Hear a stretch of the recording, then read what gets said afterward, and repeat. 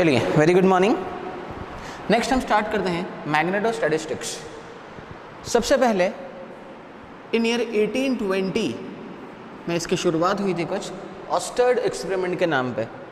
Mister ऑस्टर्ड ने करा था, एक कंडक्टर में उन्होंने एक करंट फ्लो कराया और उन्होंने बताया कि अगर कंडक्टर में आप एक स्टैटिक करंट फ्लो करा रहे हो, कांस्टेंट करंट फ्लो करा रहे हो, तो उस करंट की वजह से उसके सराउंडिंग में एक मैग्नेटिक फील्ड डेवलप हो जाएगी और वो जो मैग्नेटिक फील्ड है वो भी स्टैटिक नेचर की रहेगी। क्लियर? इसी चीज़ को आगे बढ़ाया बायोट-सावर्त लॉ में। According to the Biot Savart law, अगर आपके पास में कोई एक कंडक्टर है, उस कंडक्टर के अंदर मान लेते हैं एक करंट आई फ्लो हो रहा है। क्लियर?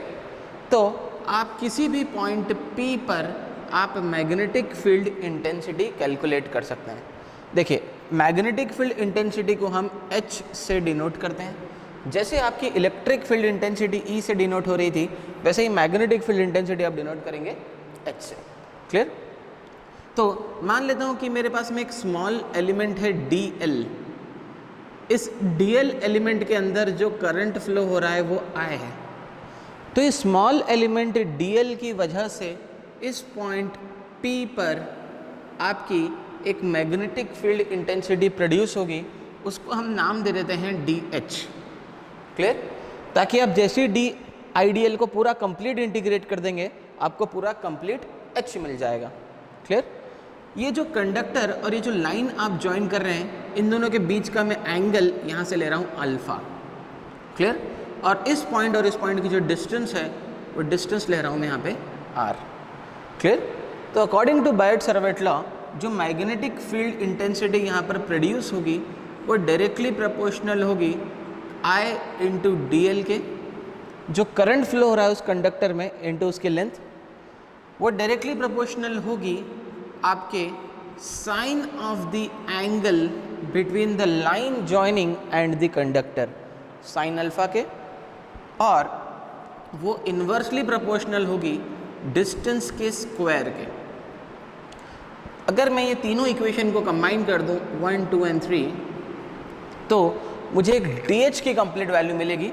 जो DH की वैल्यू होगी आपकी DH is directly proportional to IDL sine alpha by r square. अगर आप प्रोपोर्शनलिटी का साइन हटाते हैं तो आपको एक कांस्टेंट ऐड करना पड़ेगा। वो कांस्टेंट है आपका 1/4 पाई IDL sine alpha upon 4 pi r square. Clear?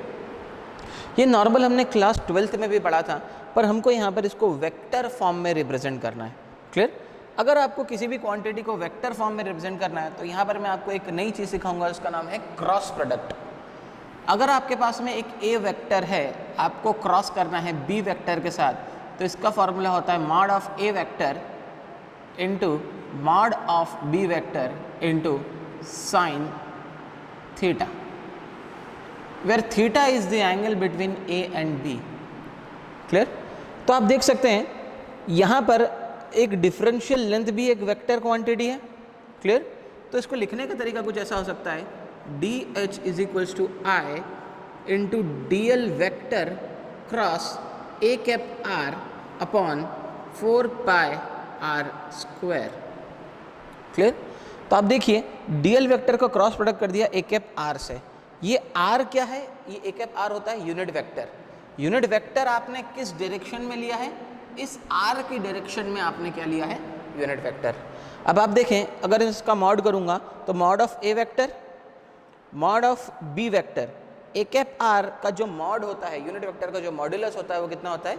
1। Mod of B vector into in दोनों के बीच का एंगल जो कि साइन अल्फा आपने यहाँ पे रिप्रेजेंट कर दिया। So this is the vector representation of Biot-Savart law. आप चाहें तो इसको और आगे बढ़ा सकते हैं, यूनिट वेक्टर को लिख सकते हैं that vector upon mod of that vector. तो ये हो जाएगा I into DL vector cross R vector upon 4 pi r cube. This is the final result of the Biot-Savart law.